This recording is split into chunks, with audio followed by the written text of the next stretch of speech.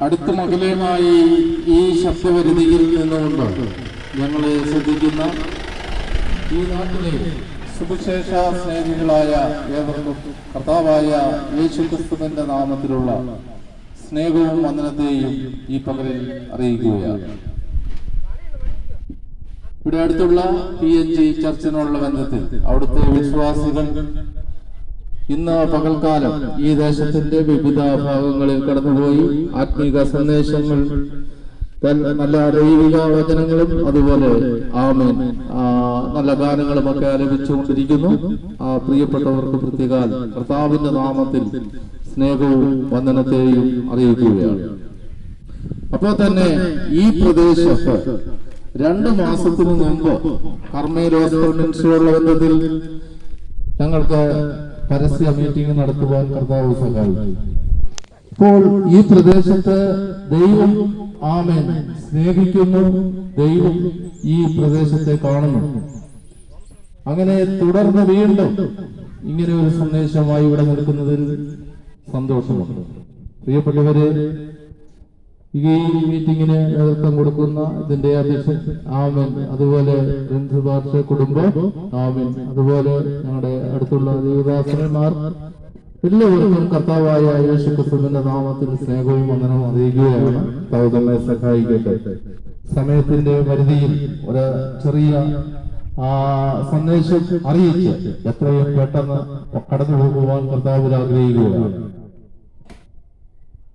ദൈവത്തിന്റെ വചനത്തിൽ യെശയ്യാ പ്രവാചകന്റെ പുസ്തകം 9-ാം അധ്യായം അതിന്റെ 6-ാമത്തെ വാക്യം നമ്മൾ വായിക്കുമ്പോൾ യെശയ്യാ പ്രവാചകൻ മുഖാന്തരം ഇങ്ങനെ എഴുതപ്പെടുവാനിടയായി, നമുക്കൊരു ശിശു ജനിച്ചിരിക്കുന്നു, നമുക്കൊരു മകൻ നൽകപ്പെട്ടിരിക്കുന്നു, അവൻ അത്ഭുത മന്ത്രി, അവൻ വീരനാം ദൈവം, നിത്യപിതാവ്, സമാധാനത്തിന്റെ പ്രഭു.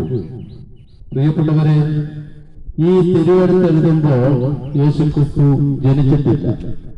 ഈ തിരുവെഴുത്ത് എഴുതിയതിനു ശേഷം നീണ്ട 700 വർഷങ്ങൾക്ക് പിന്നിലാണ് യേശുക്രിസ്തു ജനിക്കുവാനിടയായത്. വിശുദ്ധ മത്തായി സുവിശേഷം 1-ാം അധ്യായം 21-ാമത്തെ വാക്യം നമ്മൾ വായിക്കുമ്പോൾ അവിടെ ഇങ്ങനെ രേഖപ്പെടുത്തിയിരിക്കുന്നു, കന്യക ഗർഭം ധരിച്ച് ഒരു മകനെ പ്രസവിക്കും, അവന് യേശു എന്ന പേരുണ്ട്. അവൻ നമ്മുടെ പാപങ്ങളിൽ നിന്ന് നമ്മെ മോചിപ്പിക്കേണ്ടതുകൊണ്ട് അവന് യേശു എന്ന പേരുണ്ടെന്ന് പറയുവാനിടയാണ്. പ്രിയപ്പെട്ടവരെ, ഈ വാക്യം എഴുതിയിരിക്കുമ്പോൾ നമുക്ക് മനസ്സിലാക്കുവാനായിട്ട് കഴിയും, ആമേൻ, കന്യക ഒരിക്കലും ആമേൻ ഗർഭം ധരിച്ച് ഒരു മകനെ പ്രസവിക്കുവാൻ സാധ്യതകൾ നമ്മുടെ കണ്ണിൽ ആമേൻ കാണുവാൻ കഴിയില്ല. എന്നാൽ വചനം അങ്ങനെ എഴുതിയിരിക്കുന്നത് കൊണ്ട് അതിന്റെ പിന്നിലെ ചരിത്രങ്ങളും കൂടെ നമ്മൾ കൂട്ടി വായിക്കുമ്പോൾ ഒരു കാര്യം നമുക്ക് മനസ്സിലാവും.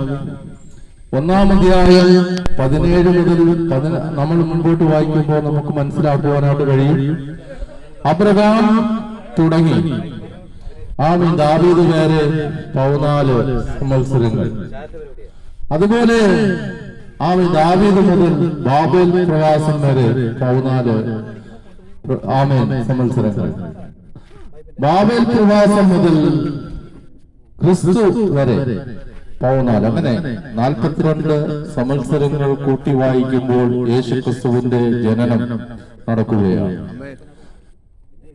AD എന്നും BC എന്നും ലോകത്തെ 2ആയി കീറി മുറിച്ചുകൊണ്ട് യേശുക്രിസ്തു കന്യകയിലൂടെ ഈ ഭൂമിയിൽ യാതനായി തീരുവാനിടയായി.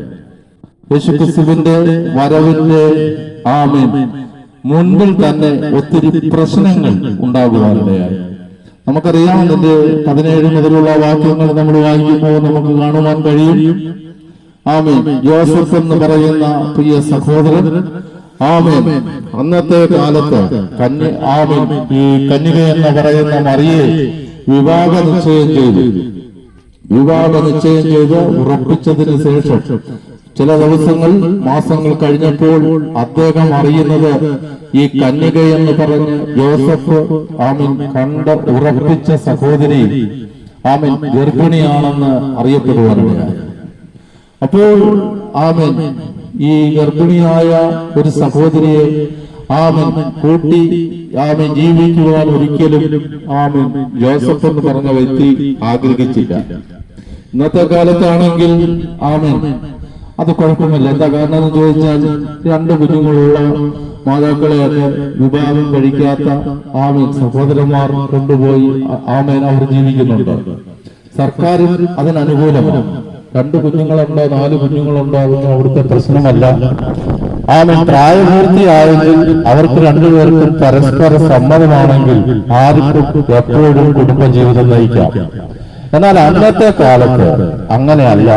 ഈ സഹോദരന്റെ ആമേൻ ആ വിവാഹം കഴിക്കുവാനിരിക്കുന്ന മറിയ എന്ന വ്യക്തി ഗർഭിണിയാണെന്നറിഞ്ഞപ്പോൾ വളരെ ആമേൻ ഗൂഢമായ നിലവാരത്തിൽ എന്ന് പറഞ്ഞാൽ മറ്റൊരാളും അറിയാതെ ആമേൻ ഈ ആമേൻ കന്യകയെ ഉപേക്ഷിക്കുവാൻ ജോസഫ് എന്ന വ്യക്തി തീരുമാനിച്ചു. ഹൃദയത്തിൽ തീരുമാനമെടുത്ത് അദ്ദേഹം ഉറപ്പിച്ച് പ്രാർത്ഥനയിലൂടെ ദൈവത്തോട് പറഞ്ഞു, കർത്താവേ, ഞാൻ ആമേൻ പെണ്ണ് കണ്ട് ഉറപ്പിച്ച ആ സഹോദരി ആമേൻ ഗർഭിണിയായിരിക്കുന്നല്ലോ, അതുകൊണ്ട് ഞാൻ ആ സഹോദരിയെ ഉപേക്ഷിക്കുവാൻ തീരുമാനിച്ചിരിക്കുന്നു. ആമേൻ. അദ്ദേഹത്തിന്റെ തീരുമാനം ആമേൻ സ്വർഗ്ഗം അറിഞ്ഞിട്ട് അന്ന് രാത്രിയിൽ ദൈവത്തിന്റെ ദൂതൻ യോസഫിന് പ്രത്യക്ഷനായി. യോസഫിന് പ്രത്യക്ഷനായിട്ട് യോസഫിനോട് പറഞ്ഞു, യോസഫേ, നീ കണ്ട, നീ വിവാഹം ചെയ്ത ആ സഹോദരിയെ കൂട്ടിച്ചേർക്കുവാൻ നീ ഒരിക്കലും മടിക്കരുത്. എന്താ കാരണമെന്ന് ചോദിച്ചാൽ, ഹല്ലേലൂയ, ആമേൻ സഹോദരി ആമേൻ ദൈവത്തിന്റെ ആത്മാവ് അവളുടെ ഉള്ളിൽ വന്നിട്ട് പരിശുദ്ധാത്മാവിനാലാണ് അവൾ ഗർഭം ധരിച്ചിരിക്കുന്നത്. അവൾ ഒരു മകനെ പ്രസവിക്കും, അവൻ യേശുവെന്ന് പേരിടണം. അവനെ ആമേൻ ഹല്ലേലൂയ നമ്മുടെ പാപങ്ങളിൽ നിന്ന് മോചിപ്പിക്കേണ്ടതിന് ആമേൻ നീ അവനെ വിവാഹം കഴിക്കണമെന്ന് പറയുവാനിടയായി. പ്രിയപ്പെട്ടവരെ, ഇത്രയും ഉറപ്പോടെ ധൈര്യത്തോടെ ദൂതൻ എന്ന് പറഞ്ഞപ്പോൾ ജോസഫ് ആമേൻ അത് കേൾക്കുവാനിടയായി, അവളെ ആമേൻ ഭാര്യയായി സ്വീകരിക്കുവാനിടയായി. എന്നാൽ യേശുക്രിസ്തുവിന്റെ ആമേൻ ജനനം വരെ ആമേൻ ജോസഫും മറിയയും ഒന്നിച്ച് ജീവിച്ചിട്ടില്ല. ഹല്ലേലൂയ, ആമേൻ. ചില മാസങ്ങൾ കഴിഞ്ഞപ്പോൾ പ്രസവം കഴിഞ്ഞു.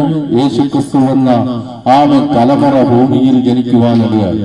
അതുകൊണ്ടാണ് ആമേൻ AD എന്നും BC എന്നും 2 ലോകത്തെ കീറിമുറിച്ചുകൊണ്ട് ലോകത്തിന്റെ മധ്യഭാഗത്ത് ആമേൻ യേശുക്രിസ്തു ആമേൻ പൂജാതനാകുവാനിടയായി. നമ്മൾ ശ്രദ്ധിച്ചു നോക്കൂ. ആമേൻ. മറ്റൊരുത്തനും രക്ഷയില്ല, നാം രക്ഷിക്കപ്പെടുവാൻ ആകാശത്തിന് കീഴിൽ ഭൂമിക്ക് മുകളിൽ നൽകപ്പെട്ട വേറെ ഒരു നാമവുമില്ല, അത് യേശുക്രിസ്തു എന്ന നാമമാണ്.